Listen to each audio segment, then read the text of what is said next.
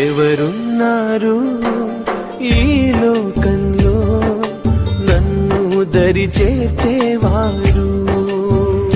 క్రీస్తు ప్రభునందు ప్రియమైన దేవుని విశ్వాసులారా, తపస్సు కాలము 8వ రోజు ధ్యానాంశంలోనికి అందరికీ స్వాగతం. ఈనాటి అంశము శరీర ఆశ అనగా శరీర కార్యములు. గలతీయులకు రాసిన లేఖ 5వ అధ్యాయము 19వ వచనము ఈ విధంగా సెలవిస్తూ ఉంది.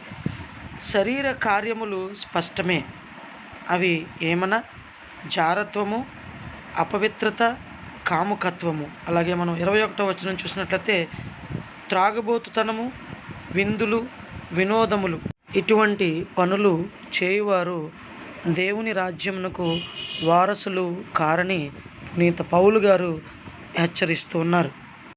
ప్రియమైన దేవుని విశ్వాసులారా, మానవ శరీరములు చాలా బలహీనమైనవి, పాపము వైపు త్వరగా ఆకర్షించబడే గుణము కలిగినవి.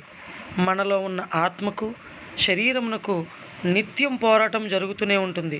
ఈ పోరాటంలో గెలవాలంటే మనము జాగ్రత్తలు తీసుకోవాలి అని పునీత పౌలు గారు చెప్తూ ఉన్నారు. ప్రియమైనటువంటి బిడ్డలారా, మరి మనమందరము వీటినన్నిటి నుంచి కూడా ఉపశమనం పొంది దేవునికి దగ్గరగా అవ్వాలంటే ఉపవాస ప్రార్థనల నుంచి మార్గములుగా ఎంచుకొని బైబిలులో మనం లోతైన వాక్యములు చదువుకొని మనము ఈ శరీర ఆకర్షణ నుండి దూరంగా వెళ్ళాలి.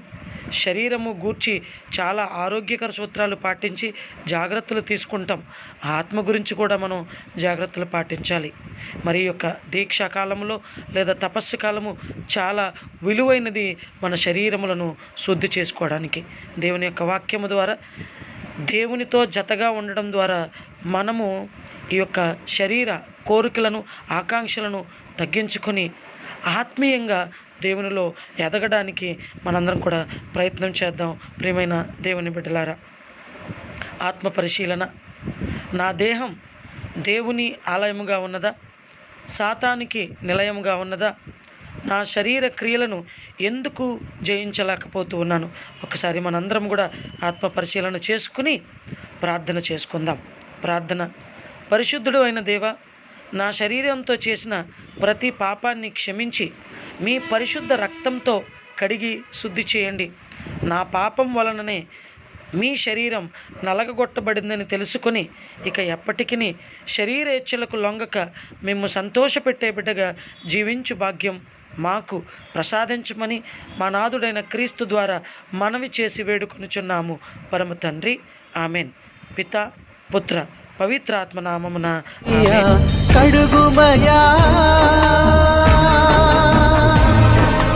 నాలోని దోషములను కడుగుమయా, కడుగుమయా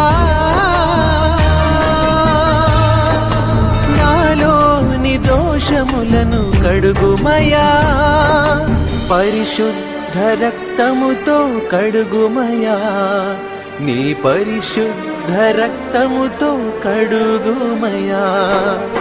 ఎవరున్నారు ఈ లోకంలో నన్ను దరి చేర్చేవారు?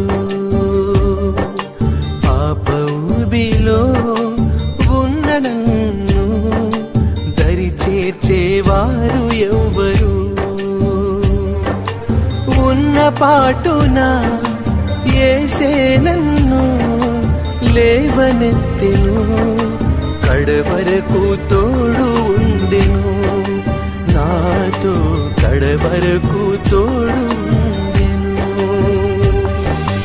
ఎవరున్నారు ఈ లోకంలో నన్ను దరి చేర్చేవారు?